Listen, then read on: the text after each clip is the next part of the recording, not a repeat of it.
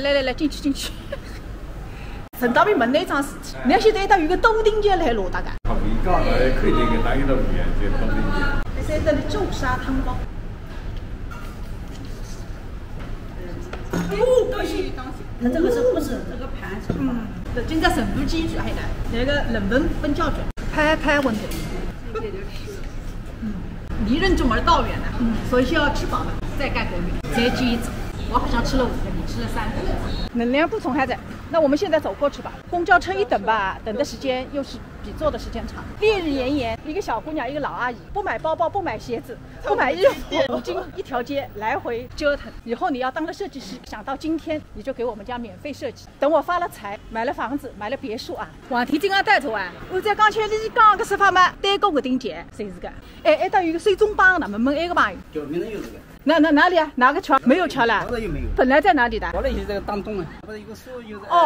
就是这个地方啊。这个就是我们今天大汗淋漓想要寻找的结果。这个都亭桥的西边，在道光年间有一个粽子摊，就是黄天元的前身，老板叫什么？考你，黄启廷，浙江慈溪人。是吧？那么后来生意还子高呢，随了一个一跑门面一个地方，开始一盘黄天牛。来说至于交关人晓得，你现在登个地方是黄天牛的来头，这个还是你的功劳了。没有你来找我，我也不知道。烈日炎炎，现在是中浪向11点半，你从街间的这一带差远了。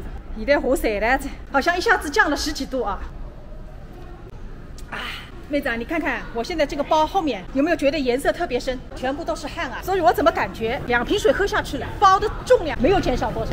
我们出来拍视频，你们出来写论文，搿点人出来多少了？40度高温逛观前街，整个是这样的。黄天女一带着，他从东中市搬过来了以后，是在241号，这里是88号。他谁是讲1956年以后又搬了一次。其实黄天元在70年代之前还有一个招牌产品红鳝鱼。当时光名字叫大鱼龙头鳝鱼，我是喜欢吃猪油包的，它上面这么多的猪油，看见没有？白花花的东西，我最喜欢吃了。那分2个袋子。我不要啊，我是做代购的呀，知道吧？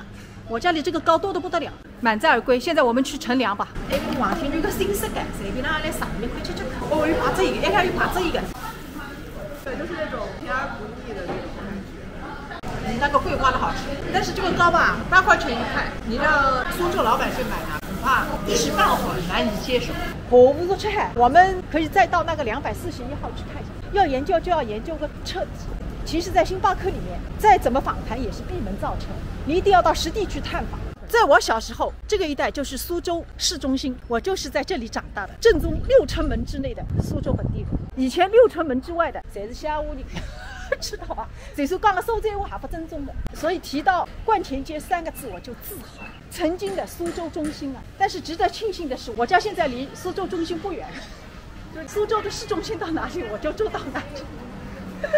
这里是观前街240号，那241就是在这里吧？1931年之后的黄天元就在这个地方，但是我已经没有印象了，你是更加不会知道的。